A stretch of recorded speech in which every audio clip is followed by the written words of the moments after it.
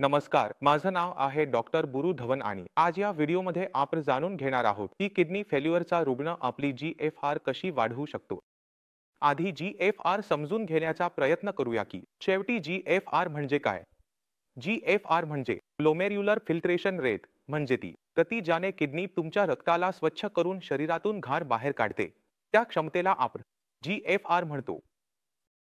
आता जेव्हा आपली किडनी खराब होऊ लागते तेव्हा आपल्या शरीरात जो वेस्ट मटेरियल तयार होतो, मग ते किडनी असो किंवा युरिया असो, तो जमा होऊ लागतो.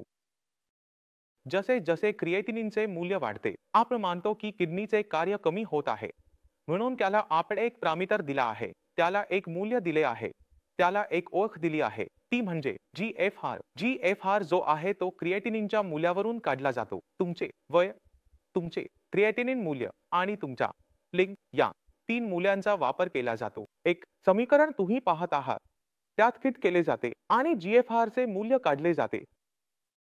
तर तुम्हाला तुमचा GFR काढायचा असेल म्हणून तुम्हाला ही गणना करण्याची आवश्यकता नाही.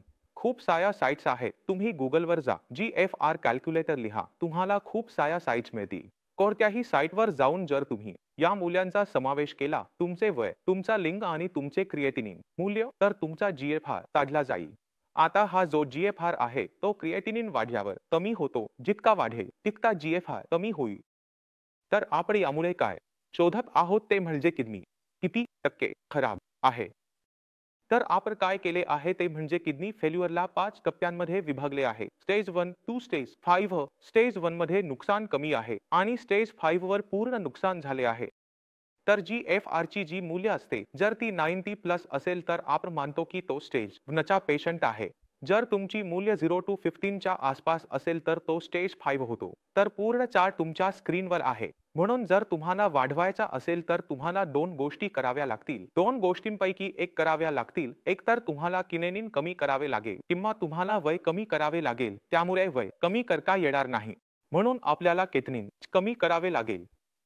तर किट वाढवणे म्हणजे आपल्या स्नायूंमध्ये तयार होणारा एक वेस्ट मटेरियल आहे. बरोबर आहे. आणि जो आपण अन्न खातो तेव्हा ते आपल्या शरीरात जाते, आपल्या स्नायूंमध्ये जाते.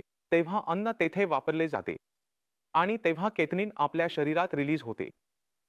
जर किडनी व्यवस्थित काम करत असेल तर हा किटनिन तुमच्या शरीरात जमा होत नाही, पण किडनी काम करणे कमी करते. ते बंद करा. तर हा केटनिन शरीरात जमा होऊ लागतो, जो तुमच्या रिपोर्टमध्येही दिसू लागतो. आता जर आपल्याला केटनिन कमी करायचा असेल तर दोन मार्ग आहेत. पहिलं काम आपण करू शकतो की आपण किडनीची कार्यक्षमता वाढवू, ज्यामुळे किडनी ते वेगाने बाहेर काढेल, जो की योग्य मार्ग आहे. दुसरा मार्ग एक अजून आहे, जो की खूप चुकीचा मार्ग आहे, जो मी माझ्या सर्व पेशंट्सना करू नका असे सांगतो. तो म्हणजे वजन कमी करणे. कारण केटनिन जो आहे तो स्नायूंमध्ये तयार होत आहे. जर एखादी व्यक्ती आपले वजन कमी करेल तर स्नायू देखील कमी होतील. स्नायू कमी होतील तर स्नायूच तर फॅक्टरी आहे, ती लहान होईल, ज्यामुळे किडनीला फायदा होईल पण शरीरात कमजोरी येईल. जर इतर गुंतागुंती देखील उद्भवल्या तर आपल्याला आपल्या मूत्रपिंडांचे कार्य वाढवावे लागेल. आता किडनीची कार्यक्षमता वाढवायची असेल तर आपल्याला आधी हे समजून घ्यावे लागेल की किडनीला नुकसान पोहोचवणारी गोष्ट कोणती आहे. किडनी कधीही स्वतःहून खराब होत नाही. चला खराब होऊया असे कधीही झालेले नाही. तर काहीतरी कारण नक्कीच असणार. मग ते उच्च रक्तदाब असो, जास्त साखर असो, पॉलिसिस्टिक किडनी असो, काहीतरी कारण नक्कीच आहे ज्यामुळे किडनी खराब होत आहे.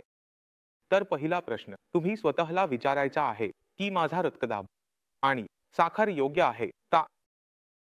जर तुमचा रक्तदाब वाढलेला असेल आणि साखर वाढलेली असेल तर तुमचा क्रिएटिनिन कसा नियंत्रणात येईल. कारण वाढलेला रक्तदाब मोठा असतो, साखर तर किडनीला अधिक नुकसान पोहोचवत राहील आणि जसे जसे नुकसान पुढे जाईल तसे तसे तुमचा GFR कमी होईल. म्हणजे सर्वप्रथम आपण आपला वाढलेला रक्तदाब आणि वाढलेली साखर पूर्णपणे नियंत्रणात आणू आणि तपासू ते दिवसाचे 24 तास, आठवड्याचे 365 दिवस नियंत्रणात राहते किंवा नाही. जर ते व्यवस्थित राहायला लागले तर किडनीला अधिक नुकसान होणे थांबेल. जेव्हा त्याला नुकसान होणे थांबेल तेव्हा किडनी स्वतःच्या पुनर्प्राप्तीमध्ये येईल आपण असे बसून बसून औषधं घेतल्याने ते येईल, म्हणून आपल्या आजाराच्या मुळाला आता संपवले. आता आपल्या मनात किडनीची कल्पना करण्याचा प्रयत्न करा की किडनीच्या आत काही नुकसान झाले आहे. आता त्याला आणखी कोणतेही नुकसान सहन करावे लागत नाही. पण जे नुकसान झाले आहे ते आधीचे आहे. आता हे जे नुकसान आहे ते दोन भागांमध्ये विभागले जाते. आलेली सूज निघून जाऊ शकते, पण किडनीच्या आतला भाग जो मेला आहे तो मेला राहील. ठीक आहे, हे दोन प्रकारचे नुकसान होते, सूज आणि मेला भाग. ठीक आहे, तर सूज जर आपण काही प्रकारे कमी करत आहोत तर किडनीची काम करण्याची क्षमता परत येईल. नक्कीच येईल. तर आपण काय पाहतो, जेव्हा आपण कोणाचे उपचार सुरू करतो तेव्हा किडनीचे तर कमी होऊ लागतात, कारण किडनीकडे सध्या तिच्या कार्यक्षमता वाढवण्याची क्षमता आहे. कारण किडनीच्या आत जो संरचना मेला आहे, जो कमजोर आहे, तो व्यवस्थित काम करायला सुरुवात करतो, आधीपेक्षा चांगले काम करायला सुरुवात करतो आणि क्रिएटिनिन कमी होऊ लागतो. आणि क्रिएटिनिन खूप काळ स्थिर देखील राहतो. तर जर आपण GFR वाढवायचा असेल तर क्रिएटिनिन कमी करायचा आहे. क्रिएटिनिन कमी करायचा आहे तर किडनीची क्षमता वाढवायची आहे. किडनीची क्षमता वाढवायची असेल तर आजाराच्या मुळाला संपवायचे आहे. आजाराचे जे BP शुगर ते नियंत्रित केले तर आपण विनोद करण्याचा उपचार सुरू करू. तर परिणाम तुम्हाला काही असे मिळतील.